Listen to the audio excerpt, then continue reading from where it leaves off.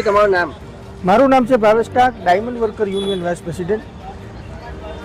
સરકાર દ્વારા જે જાહેર કરવામાં આવેલ શિક્ષણ રાહત પેકેજની અંદર સુરત ખાતે 74,000 ફોર્મ ભરાયા હતા. એમાંથી 48,000 રત્ન કલાકારોના 50,000 કરતાં વધારે ફોર્મ પાસ કરવામાં આવ્યા હતા અને 26,000 ફોર્મને બે કારણો મેજરથી લઈ અને રિજેક્ટ કરવામાં આવ્યા છે. એમાં પહેલું કારણ એ છે કે ફોર્મ અધૂરા ભરેલ હતા અને ફોર્મની અંદર જે જીઆર પ્રમાણે તારીખ પણ લખેલી નહોતી.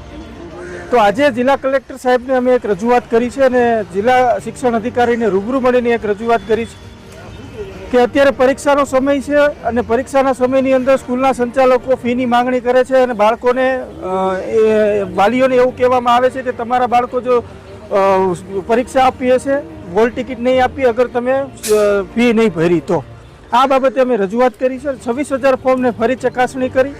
રત્ન કલાકાર 2 વર્ષથી આ પીસાઈ રહ્યો છે અને 2 વર્ષથી આ મંદિરના માર્ગ હોવાના કારણે આ 26,000 જે રિજેક્ટ કરવામાં આવ્યા છે એને ફરી ચકાસણી કરી અને તમામ લોકોને લાભ આપવામાં આવે, જેથી કરી રત્ન કલાકારોના બાળકોનું ભવિષ્ય ન બગડે અને વાલીઓ અને શાળા સંચાલકોની વચ્ચે ઘર્ષણ ઊભું ન થાય. એ બાબતે આજે અમે આખી કમિટીને રજૂઆત કરી છે કે જે 26,000 ફોર્મ છે એને ફરીવાર ચકાસણી કરી તમામ રત્ન કલાકારોને લાભ આપવામાં આવે એવી રજૂઆત અમે કલેક્ટર સહિત જિલ્લા શિક્ષણ અધિકારી અને ઉદ્યોગ કેન્દ્રની અંદર અને સુરત ડાયમંડ એસોસિએશનમાં પણ કરવામાં આવ્યું છે.